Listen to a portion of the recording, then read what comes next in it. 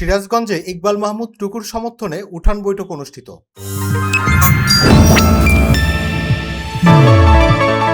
আগামী 12 ফেব্রুয়ারি ত্রয়োদশ জাতীয় সংসদ নির্বাচন।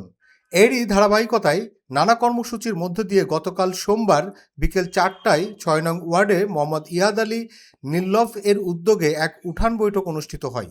শত শত নারী পুরুষের সমাগমে পুরো অনুষ্ঠান জুড়ে মানুষের মনে আগামী নির্বাচন নিয়ে ব্যাপক উৎসাহ উদ্দীপনা দেখা যায়। ধানের শীষের স্লোগানে স্লোগানে মুখরিত ছিল চারপাশ। বক্তারা বলেন, 12 ফেব্রুয়ারি ত্রয়োদশ জাতীয় সংসদ নির্বাচন। স্বৈরাচার যুগের অবসান ঘটিয়ে দীর্ঘ 17 বছর পর আপনারা মন খুলে ভোট দিতে পারছেন। বিএনপি হলো গণমানুষের দল, বিএনপি সাধারণ মানুষের দল। সুখে দুঃখে সবসময় যে দলকে পাশে পাওয়া যায় সেটি হলো ধানের শীষ।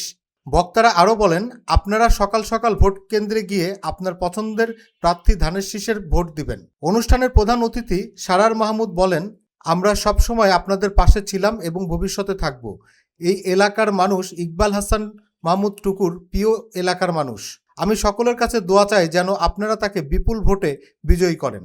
জাতীয়তাবাদী মহিলা দলনেত্রী মমতা বেগম বলেন, আমরা জন্ম থেকে বিএনপি করি এবং আমার এই এলাকার মানুষ টুকু ভাইকে ভোট দিবেন, কারণ প্রতিটি মানুষের অন্তরে গেঁথে আছে প্রিয় মার্কা ধানের শীষ। পাকিস্তানের পাখানানির হালাতের কাছে তুলে দিয়েছে। আবার সেই 54 বছর পর আবার তারা সেই মা জাতিকে কলঙ্কিত করেছে।